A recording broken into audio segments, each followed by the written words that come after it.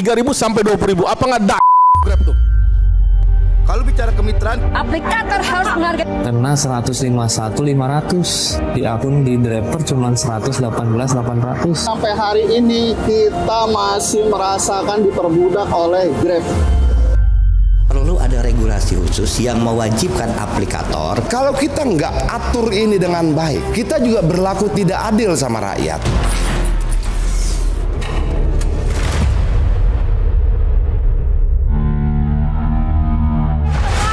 Mobil komando. 20 Mei 2025, pengemudi ojek online kembali turun ke jalan. Ini bukan kali pertama.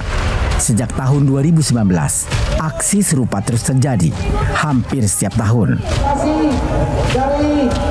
Tahun ini saja sudah 2 kali.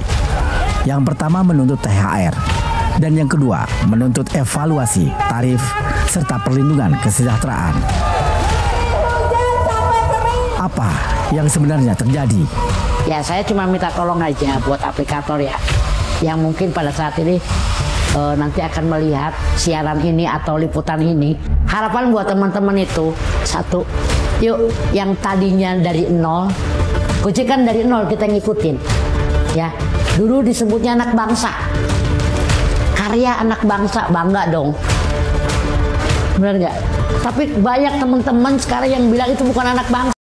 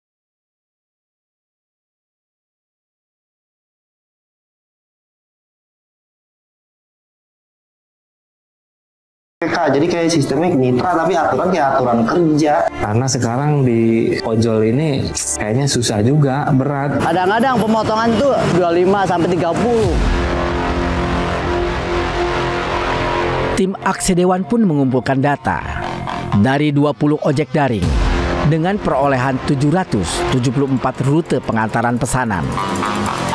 Dari hasil pengolahan sampling data dengan total 34 transaksi Gojek dan 40 transaksi Grab, ditemukan 12 transaksi ini lebih dari 15% potongan aplikasi dengan persentase tertinggi mencapai 37%.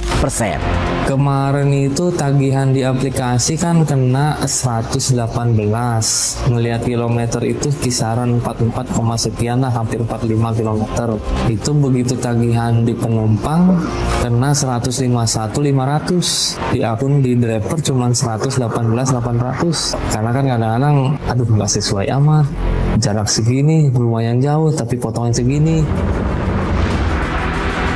Pengemudi sebagai mitra tak punya nilai tawar.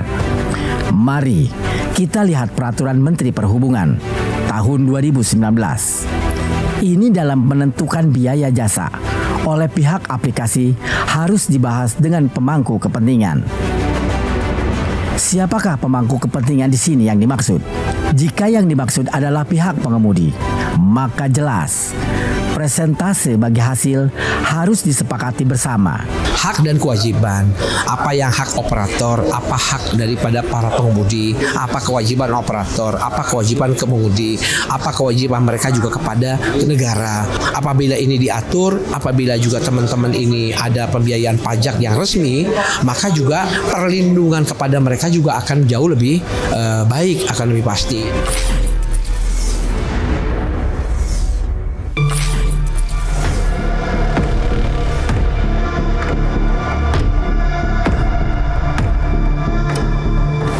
Transformasi digital dan teknologi pada akhirnya menggiring pasar ke dalam sebuah genggaman. Belanja kebutuhan kian mudah tanpa perlu keluar rumah. Komunikasi dan bekerja juga bisa dikerjakan di rumah dan di mana saja. Transportasi pun ikut terbawa arus dengan teknologi gadget atau smartphone. Sebagai customer atau penumpang, kita sangat dimudahkan. Bisa pesan ojol tujuan bayar sesuai tarif, tak perlu tawar-menawar. Tapi, kemudahan yang kita rasakan menjadi keresahan para pengemudi ojol. Sebelum sah 10% jangan hilang. Jangan menuntut kita untuk driver ke customer, tapi aplikator harus menghargai kita sebagai driver ojol. Indonesia, hidup ojol, hidup ojol.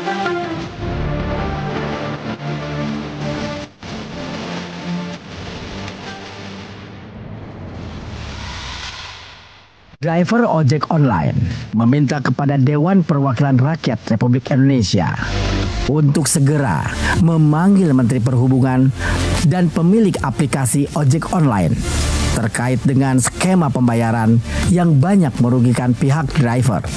Saat ini saya membawahi kepentingan teman-teman driver online untuk satu fokus, yaitu 10%. Jadi Grab ini setelah dia memotong potongan sebesar 20% bahkan lebih, yang ikut program slot itu disuruh bayar lagi. Udah dipotong 20% bahkan lebih, disuruh bayar lagi. Kalau bicara kemitraan, kita punya Undang-Undang 22, Pak. Undang-Undang 20 tahun 2008 yang mengatur tentang bagaimana kita bermitra.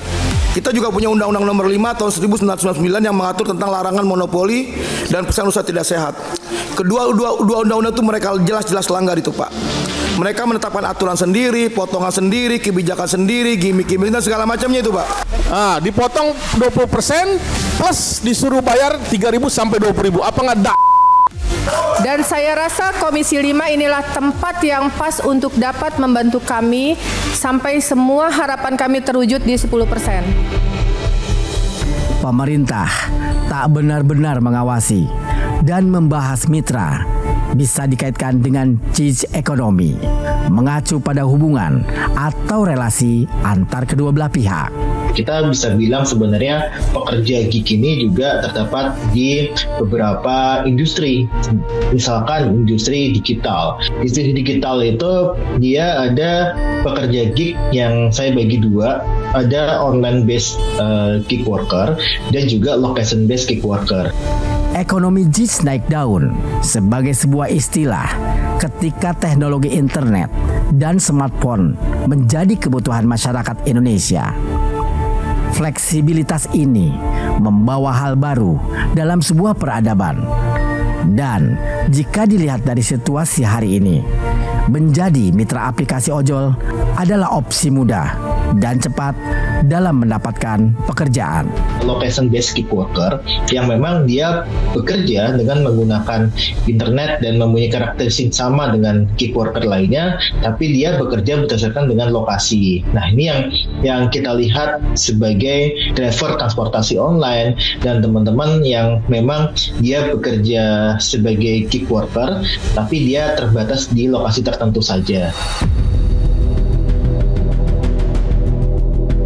Kericuhan yang terjadi dalam ruang lingkup mitra antara aplikator dengan pengemudi tak lepas dari aturan yang ada di dalam aplikator yang harus diikuti oleh pengemudi. Aturan ini bersifat wajib. Model kemitraan yang diadopsi dari sistem kerja ekonomi digital ini menjadikan pengemudi tidak memiliki jaminan sosial yang layak, tidak terlindungi oleh hukum ketenagakerjaan. Yang mereka harapkan yang pertama adanya payung hukum yang akan memperjelas status mereka. Perlu ada regulasi khusus yang mewajibkan aplikator bagaimanapun caranya agar mereka pun bertanggung jawab. Juga akan mengawal perlindungan sosial yang bisa diberikan oleh pihak aplikator atas regulasi yang akan kita susun.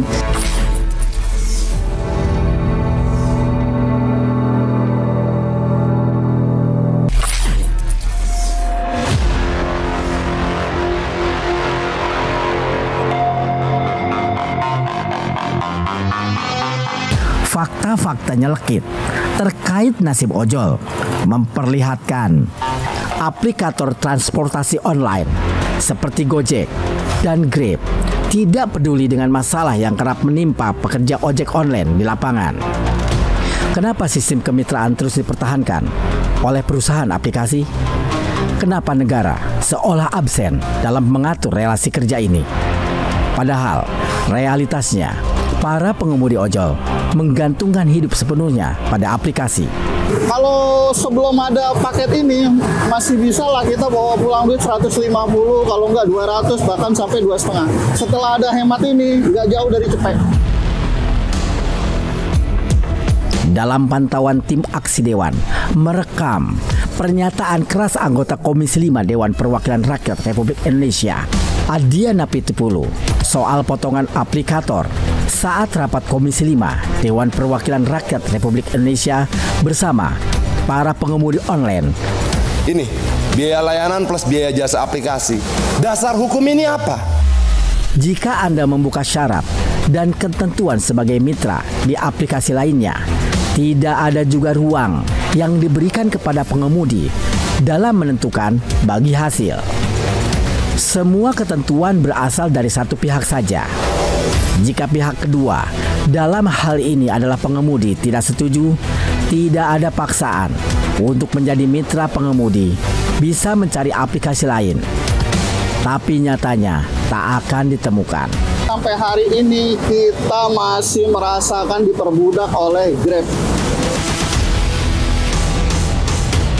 Dengan begitu, tidak ada kesepakatan yang menjadi titik temu bersama terkait dengan pembagian hasil.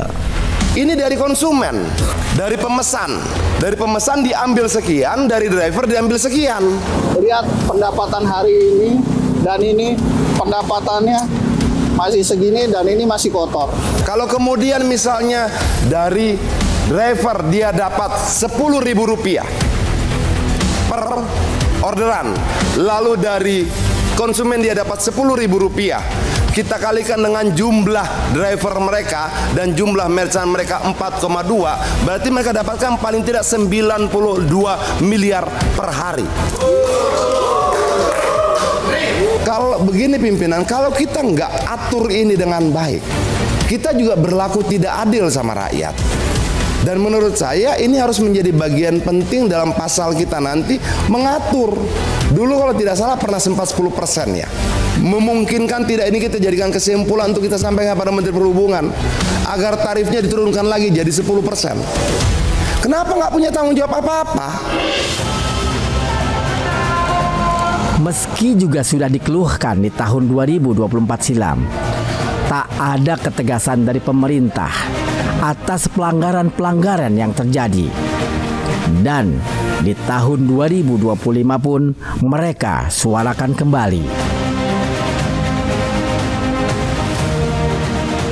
Ditemui usai pertemuan dengan pengemudi ojek online di Senayan, Ketua Komisi 5 Dewan Perwakilan Rakyat Republik Indonesia, Lazarus, segera menyusun undang-undang mengenai angkutan online. Kami tentu mendukung ya teman-teman driver ini ya. Tadi saya juga sampaikan, setelah ini akan kami tindak lanjuti dengan memanggil dari Kementerian Perhubungan, kemudian aplikator. Bahwa nanti undang-undang tentang angkutan online ini kita bikin sendiri. Kita buat sendiri dan tidak nempel di revisi lalu lintas dan angkutan jalan. Karena angkutan online ini kalau kita buat menjadi undang-undang akan melibatkan banyak kementerian. Contoh terkait dengan angkutannya ada di Komisi 5. Kemudian aplikasi itu ada di Komisi 1. Kemudian sistem pembayaran keuangan digital itu ada di Komisi 11. Hubungan tenaga kerja itu ada di Komisi 9. Ini butuh pansus kalau saya lihat.